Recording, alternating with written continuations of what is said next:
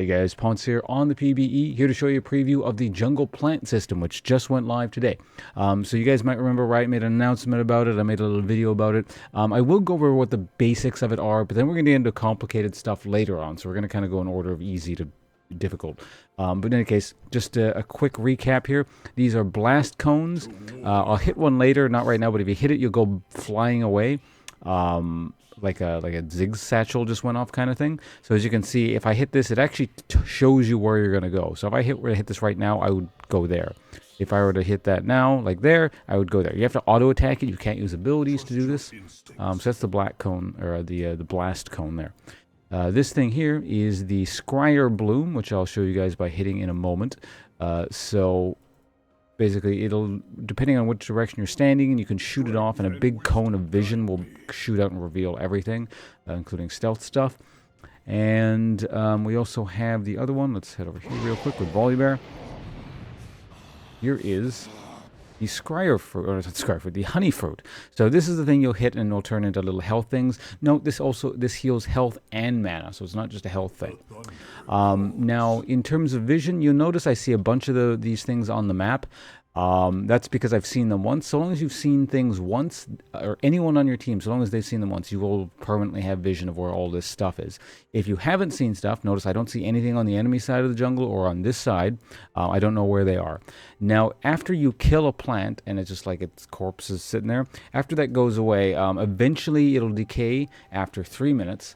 Or rather, the vision of it will decay off the map after 3 minutes. So if a plant gets stolen or whatever, or you steal a plant, the vision of that will stay there. A little bit kind of like how the kindred thing works. Like, when the kindred mark is on like Scuttle Crab and you take it, you don't see immediately when it gets taken. There is a bit of a delay. So it's kind of like that, although I think it's a lot longer. I think kindred's delay is kind of short. Don't remember the exact time. In any case, let's head up here. So the reason I don't see the stuff on this side is, despite being on this side of this jungle once, I killed everything. So let's kind of run through here. Then I can show you what they do, and then I'll talk about the different spawning rules surrounding it, because the spawning rules are actually quite complicated with this thing. So if we check down here, yeah, there's one right there. The spawning points are very predictable. They can be, it's random in the sense that they can choose between several locations, but it's not like they can be anywhere. And I'll talk about that in a moment, where they can show up. Okay, so that's the blast one. So where's the other one here? So there's the Scryer plant on this side. And this one's actually a seedling here. So this is about to turn into another thing there. Okay, so let me just use them, and then I'll use these an example of as an example of spawning points. So anyway, let's say I want to have this thing go into Barren Pit, like exactly. Shoots up that way. Reveals Barren Pit, gives sight for a little bit, and notice, see, here's the plant thing. It revealed these plants, which I didn't know were there, and now I permanently have sight of these. Well, permanently in the sense that, I have them until they get destroyed in 3 minutes thereafter. Or I destroy them. Or someone on my team destroys them. Next, this is the blast cone, so I'll just show you this. I can use this to, jump over walls and stuff. There we go. It's going to work like that. This is the honey fruit. Let me just go waste some mana so you can see exact, like, how much it's going to heal and stuff like that. Spam mana, I guess. Volibear doesn't use very much, so... Oh, damn it, I used my passive. Well, his passive doesn't fully heal, so that's fine. The thunder calls. Yep. I'll just grab that. Like that. Relatively substantial. I want to actually talk about the honey fruit in a bit, specifically, because as a laner, I see a top laner, I see this kind of impacting lanes more than anything. But in any case, yeah, that's how they work there. And then we're going to go to the other side of the map, and I'm going to show you examples of... funny. I'm going to show you examples, or rather, what I mean by spawn locations. So the spawn time, depending on where these things spawn, is a bit different, and they have different names for them. I'm going to link something in the description below if you want to check that out. This is kind of complicated, and it might take a couple of read-throughs to figure out exactly what they're talking about, and I'm not even going into super fine details, because it is a bit weird in terms of respawn timing. Yeah, make sure you go to the description if you want the details here. But there are three, essentially, there are four types of spawns. There are the, these are called the, I think, gank. Hold on, let me have it over here. here. These are called the gank blast cones. To war. So these are pretty guaranteed where they're going to spawn, and there is parity between sides, and they're basically the respawn timers are simultaneous as far as I can tell. At least I'm reading it correctly. So basically, these are the ones that guarantee access to things like Dragon and Baron. So obviously, if you're on this side, you don't jump. I mean, you do jump a wall, but basically, this gets you access to the river, and this one, there would be one over here. You don't see it, but there would be access to the Baron Pit, or be somewhere like that. And this one here guarantees access to the pit. This one more so, the one that's going to be on this side is going to guarantee access to the lane. But they both interact with the epic monsters. So they respawn on a 4 to 6 minute timer, I believe, something along those lines. And it should, if I'm reading this correctly, cause things to respawn simultaneously, and it's like a continuous timer that's going off. So this is just sat here the whole time, which means it's not going to respawn for a while. If I'm reading this correctly, if I'm not, that's poor wording on Riot's fault. It's not my fault. Anyway, these are known as the Scryer Blooms, and these have something of a variable. Let me just put up a picture here. Scryer Blooms. There's pictures on the Riot page here. But in any case, yeah, the Scryer Bloom, it has a guaranteed spawn start location per side. But then after that, it can be slightly variable where it's going to spawn. So it can either spawn at least on this quadrant here, here, or about here-ish. And on this side of the map, it's going to be like here, no, here-ish, or about here. And then there's basically the equivalent on the opposite side as well. So you just kind of mirror it, and that's what you get. So that's the Scryers there. We're going to do the honey fruit. So let's go to the honey fruit real quickly. Honey fruit, there can be a maximum of 2 in the both sides of the river at any given time. Or not any given time. When you first start the game, you only get 1 honey fruit. And then later on, you start getting the secondary one here. The initial honey fruit doesn't actually spawn for a good while. It doesn't spawn until, I think it was the 4-minute, 30-second mark to roughly the 5-minute mark. So you have to wait a little bit for that thing to show up. And then eventually, if this one doesn't expire, you can have 2 potentially. But anyway, there's like 2 spawn points, essentially. Rough quadrants, or not even quadrants, rough kind of like areas in which each honey fruit can spawn. So this honey fruit belongs to this grouping of honey fruits roughly in this area.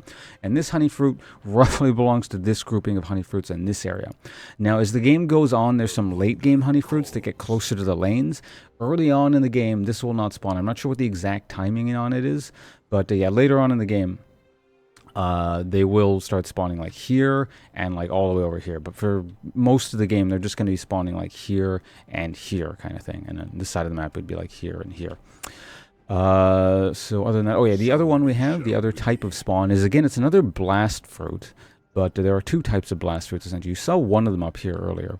I walked right by it. So this is one of the potential, what they call deep blast fruits, if I recall correctly. Just get me the picture up here. Yeah, this is a deep blast cone. They can spawn. Basically, they have 2 possible spawn locations. So again, it's quadrants, or not quadrants.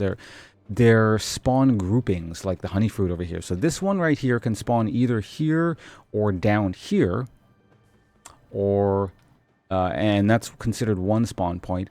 And usually you're only going to have 1 up, typically, I think the idea is, but you can get double if you're waiting long enough. So this one is another deep blast cone that can spawn anywhere from like here, oh wait, no, it can spawn here, here, and here. And I believe this one is the one, yeah, this is the one I never triggered. So this was the one that's guaranteed fairly early. This is the starting one right here. But otherwise it can spawn here and here otherwise. And of course you just kind of mirror that in all the lanes, and they're equivalent.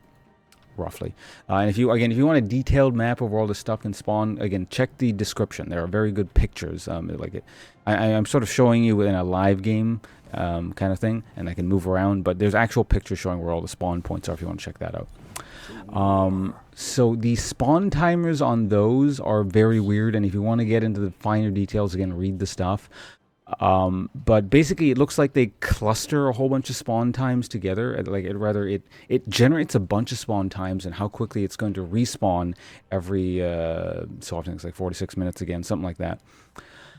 And And then again, there's not exact equality or parity between quadrants, so they're mirrored based on the quadrant, not sides. So they're not evenly distributed between this side and this side. When you look at spawn point distribution on the plants, it's this side to this side, or not even side, this quadrant to this quadrant. And the number you get over time is going to be roughly the same, assuming you destroy them at the same pace.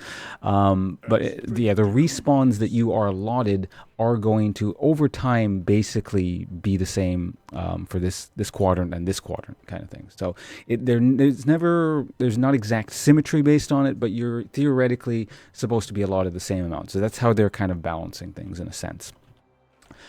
So it's kind of complicated. Again, if you didn't get it, maybe you will if you read the thing. But it's not an easy thing to explain, really. Like, you'll notice the riot post is pretty convoluted as well. Aside from that, yeah, I guess the last thing I really want to talk about is these honey fruit things here. This seems like, I don't know, like these things seem reasonable.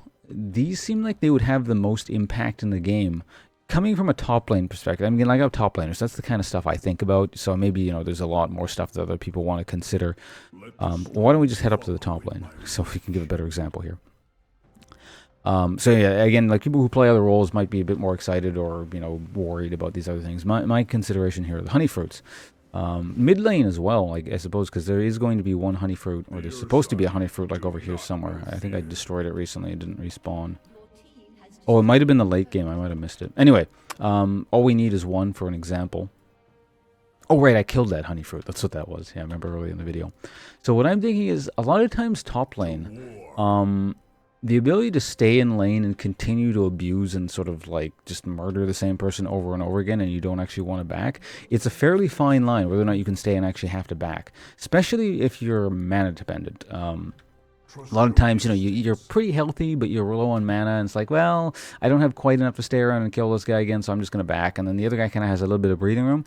This feels like, if, you know, unless the jungler is super attentive and just picking these off at all points, it feels like the laner can just come down and go, oh, well, I got my fruit, time to kill this guy again.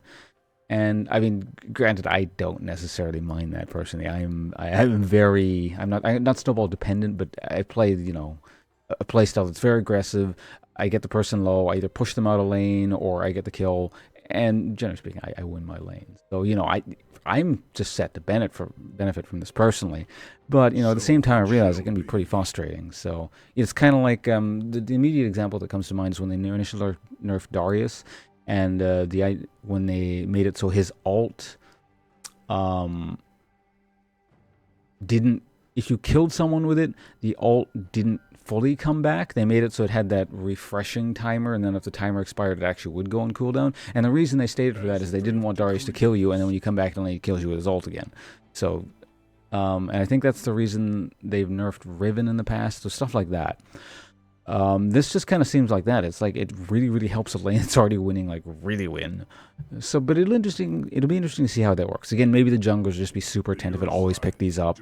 Maybe you might see clever junglers who might set traps. You know, I doubt it. Not in solo queue anyway. Maybe in organized play. But anyway, that's that. That's sort of the basics. I may have forgotten things. I mean, I can try and answer questions in the comments if you have any. Although I would recommend, again, you read that whole article in the description below, or rather the link to it. I mean, if you listen to this whole video this entire time, odds are you're probably keen on understanding the finer points of systems, so I'm assuming you're going to want to go read that. And anyone who just, like, kind of wanted to see, what does the red thing do? You know, they've all fucked off by now. So, see you guys around. Thanks for watching, and I got a whole bunch of more videos to make, because there's a lot of new stuff on the PvE. For example, Rengar has been re-enabled because he was disabled, as was Talon. So, yeah, I'm off to go do that. Thanks for watching, and goodbye.